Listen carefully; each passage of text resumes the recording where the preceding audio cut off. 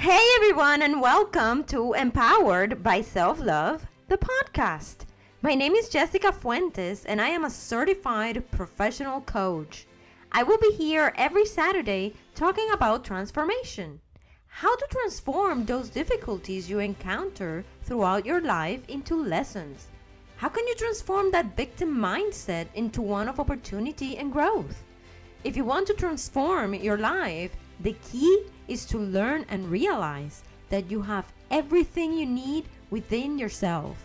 If you are looking for a safe place to find inspiration, motivation, and the tools to become empowered, then this is the podcast to listen to.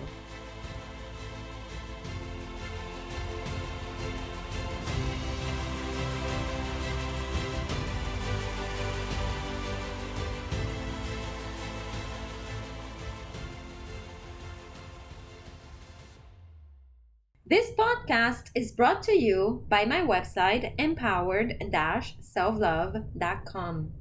Thank you for joining me every Saturday. And I want to thank you all for listening every week. Thank you for your support and for making Empowered by Self-Love, the podcast, part of your Saturday routine. I am extremely thankful and grateful for your warm welcome. My hope is to bring you the tools that enriches your life and that helps you become more empowered. So thank you for sharing with your friends and family, and let's continue to spread the knowledge and the inspiration. In this episode, I will be talking about limiting beliefs. Hey there, happy Saturday, and as always, I wish for you to feel well, energetic, and ready for today's episode. Today, I wanted to talk about the profound subject of limiting beliefs.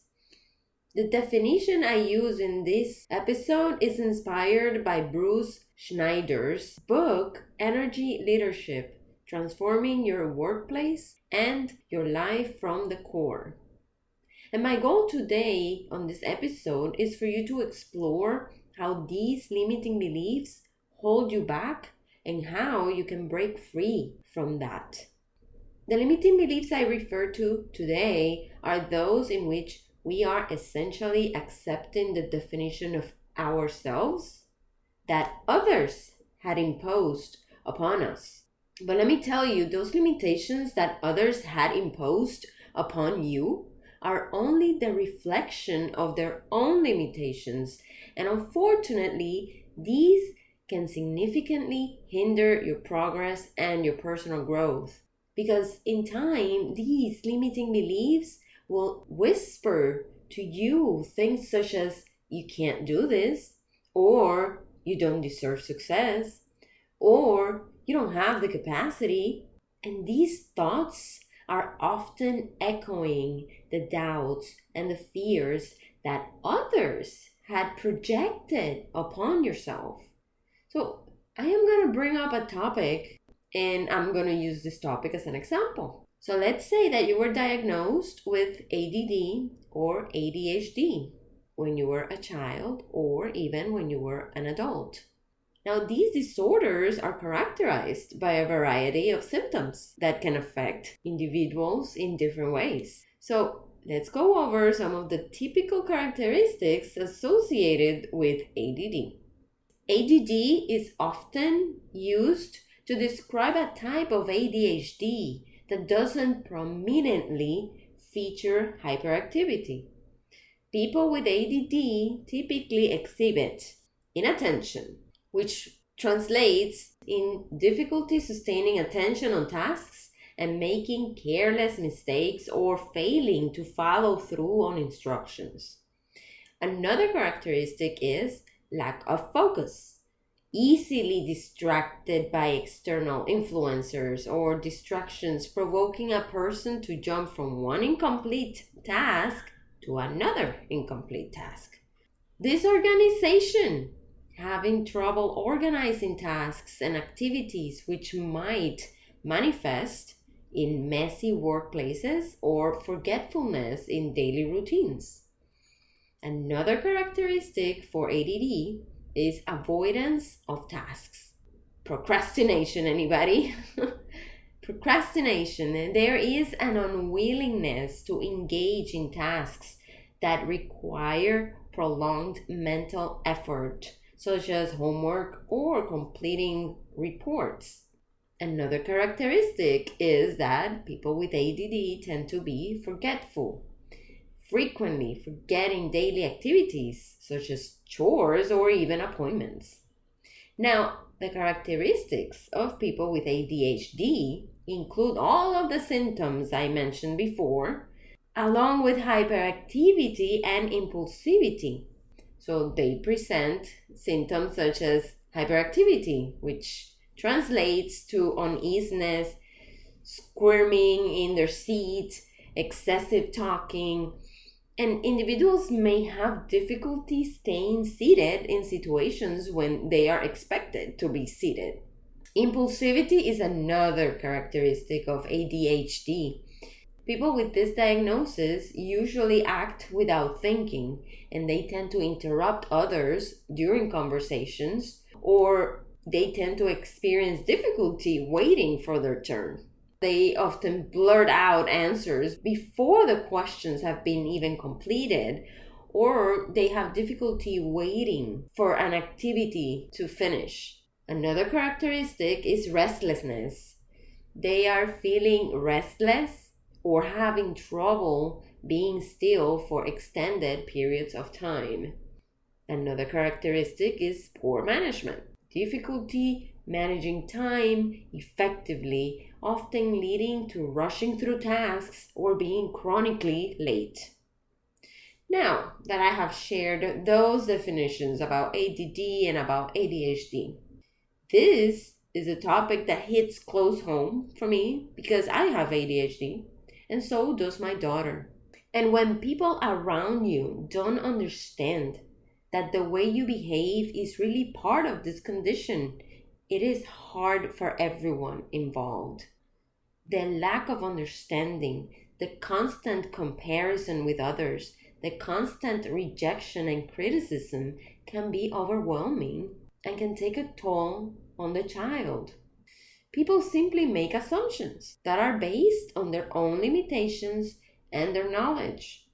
They most likely mean well, but their limitations and their beliefs don't belong to you, and you shouldn't allow them to limit you. So, putting all this together, if you are told that you have a condition called ADD or ADHD, and then you're told that everything that I just mentioned as the characteristics of your behavior, that those behaviors are part of your personality, it will be completely normal to think of yourself as a person who is incapable to acquire a college degree, or maybe being able to concentrate at all in any task. Or you might also think that you are incapable to be organized. It makes sense that you believe that those things I mentioned are unachievable. But let me tell you something. That is a big lie. A lie that if you have ADD or ADHD in this example that I'm using, you believed. And how do I know that? Because I believed it too. But guess what? I decided to prove other people wrong. I decided to challenge myself and push my limits to stretch myself. Even though it has been hard and challenging and maybe more difficult than it is for other people who can focus easily, I was able to acquire my bachelor's degree as well as multiple coaching certifications. I am an extremely organized person, and I constantly work on tasks that require focus and attention to detail. But I was not like that when I was a child, and my family can attest and confirm this. The same goes with my daughter. It was very challenging to raise her when she was a child. But today, she's 24 years old and she is extremely organized and is in the process of acquiring her bachelor's degree. So what I'm saying is that if I decided to believe that because I had ADHD, all of those characteristics and behaviors were impossible to overcome, I will probably won't be talking to you today. And those are real characteristics and behaviors, but they don't define me. I made it my goal to overcome them and to eventually made it hard for others to even tell that I had ADHD.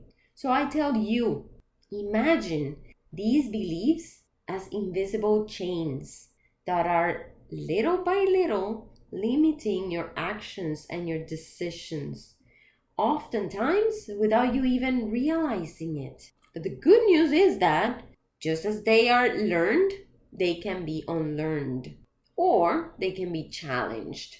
So, how can we move forward? How can we release ourselves from these limiting beliefs and start living the vibrant, fulfilling lives that we are meant to live? Well, it requires work. And the first step is to recognize and challenge those beliefs. The first step is recognition. Acknowledge these beliefs and challenge them. Ask yourself, are these thoughts genuinely mine or have they been inherited from others? Reflect on how these beliefs have affected your choices and behaviors across different areas of your life. The second step is to reframe the narrative. Like Bruce Schneider suggests that reframing our internal narratives is crucial because this involves changing the stories we tell ourselves. So instead of saying things such as, I can't, try saying, I might not know it now, but I can learn and try. So shifting from a fixed state to a growth mindset. Step number 3 is to surround yourself with positivity. Surround yourself with people who reflect the positivity and confidence you aspire to have. You will be able to absorb that energy, and therefore you will believe in your potential, and that can be transformative. The fourth step is to embrace new experiences. Take on new challenges and embrace experiences outside of your comfort zone. Challenge yourself. Try new things. Find ways to get out of the comfort zone and also get out of your head, of those definitions, of those opinions. And when you begin to achieve little things, even small success, that reinforces the belief that you are capable and you are worthy. Now, step number 5 is to practice self-compassion. It's important to always be kind and gentle with yourself. Overcoming limiting beliefs, it's a journey, okay? It's not something that I decide today to do and then tomorrow it's gone. No, it's a journey. And you should celebrate the small victories and learn from the setbacks without judgment. So in conclusion, understanding and overcoming those limiting beliefs is fundamental in your journey towards self-improvement and fulfillment. By acknowledging and challenging and reframing these beliefs, you empower yourself and you get to define your own destiny, uninfluenced by the limiting perceptions of others or the limitations that a definition of a diagnosis might tell you. Trust that it is a process and that you are headed in the right direction. But leaving behind these limiting beliefs will represent a major transformation in your journey and in your future because you have the power to transform your life from within. If you feel that this is a message you connected with, I am very glad and happy that this will be the beginning of an extraordinary journey of transformation and empowerment for you. So remember that we have a date every Saturday. You can't miss the next episode in which I will be talking about how your interpretations can hold you back. Thank you for listening to today's episode, and I hope that you enjoyed it and that it brought some perspective as well as hope. If there is any particular topic you would like me to discuss, or if you have any questions, please feel free to reach out to me via email at jessica.fuentes@empowered-selflove.com. Don't forget to follow me on Facebook, Instagram, and YouTube. You can find me there as Empowered-SelfLove. I also encourage you to visit my webpage, Empowered-SelfLove.com, and explore more about what coaching is all about. In the Services tab, you can sign in for the free discovery session. During the discovery session, I will explain everything you need to know about coaching, the type of coaching I specialize in, and the packages I have available for you. You can find all the links on the episode's notes. Remember, if you like this content or thought of somebody that could benefit from it, please share it with your friends and family. Remember that we have a date every Saturday, and I can't wait for us to meet again. See you next week!